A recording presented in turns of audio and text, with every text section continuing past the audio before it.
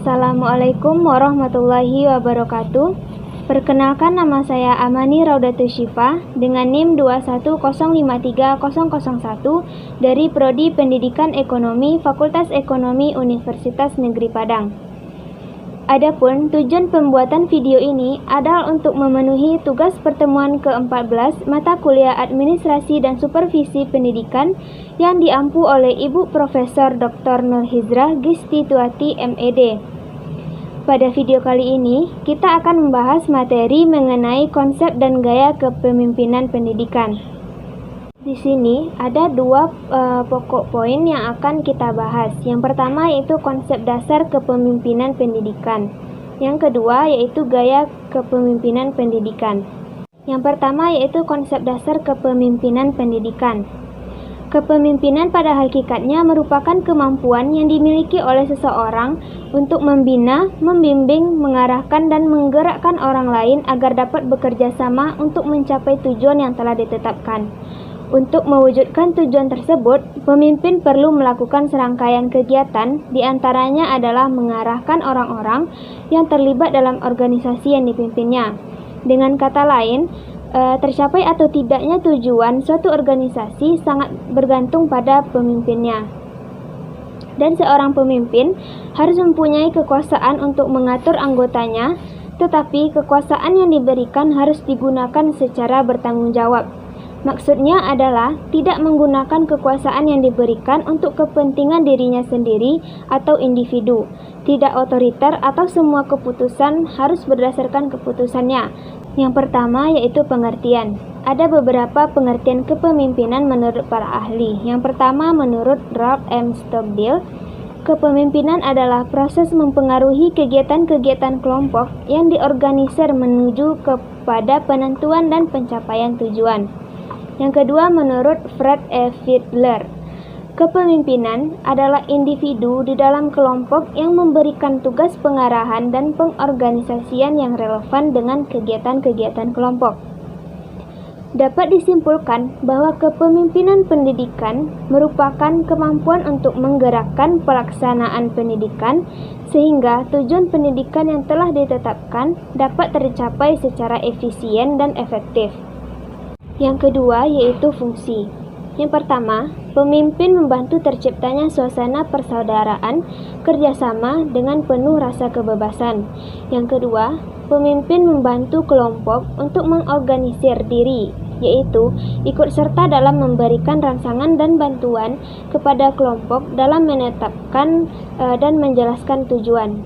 Yang ketiga yaitu pemimpin membantu kelompok dalam menetapkan prosedur kerja, yaitu membantu kelompok dalam menganalisis situasi untuk kemudian menetapkan prosedur mana yang rasanya paling efektif dan efisien. Yang keempat yaitu pemimpin bertanggung jawab dalam mengambil keputusan dengan kelompok.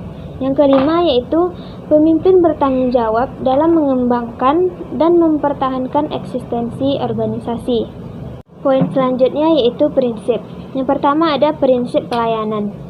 Berarti bahwa kepemimpinan sekolah harus menerapkan unsur-unsur pelayanan dalam kegiatan operasional di sekolah. Unsur pelayanan ini dititik beratkan pada diri pemimpin pendidikan atau kepala sekolah. Pada hakikatnya, pemimpin pendidikan adalah pelayanan bagi para guru serta untuk para peserta didik. Segala sesuatu yang direncanakan dan dilakukan adalah demi kepentingan peserta didik.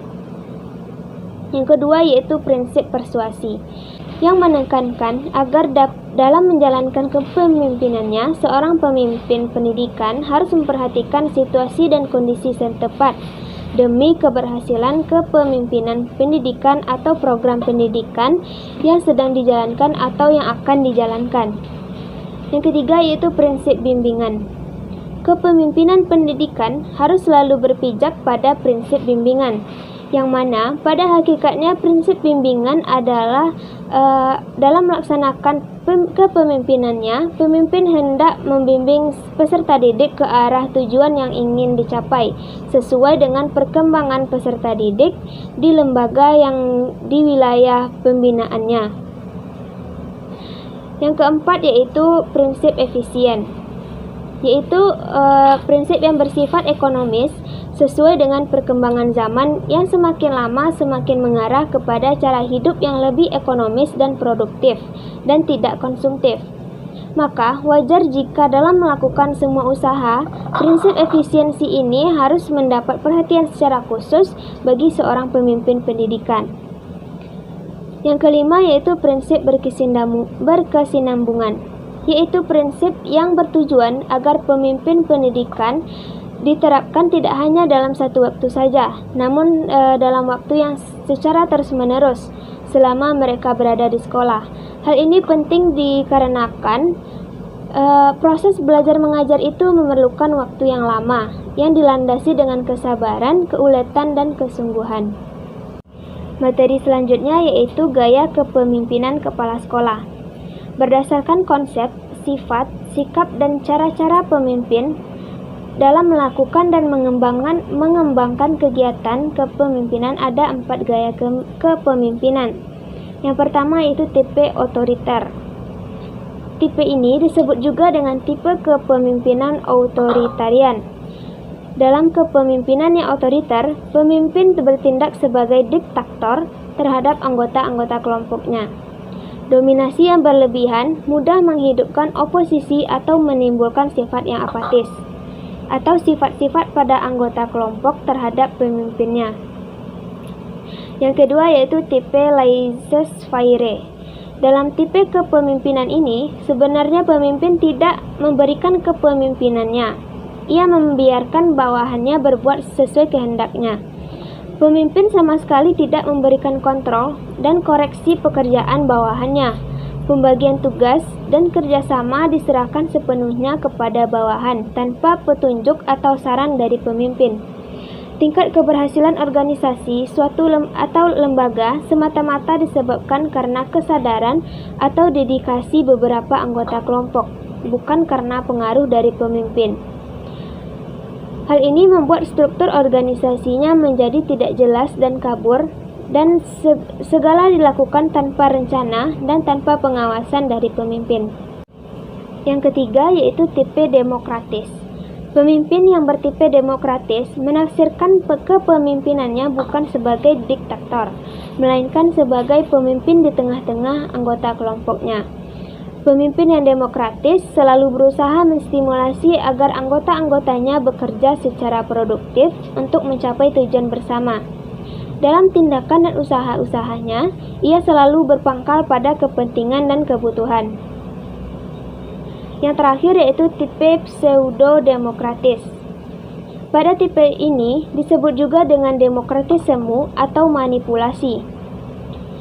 Pemimpin yang bertipe seperti ini hanya tampaknya saja yang bersifat demokratis, padahal sebenarnya ia bersikap non-demokratis.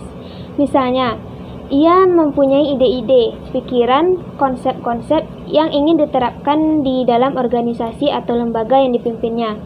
Maka hal tersebut akan didiskusikan dan dimusyawarahkan dengan bawahannya.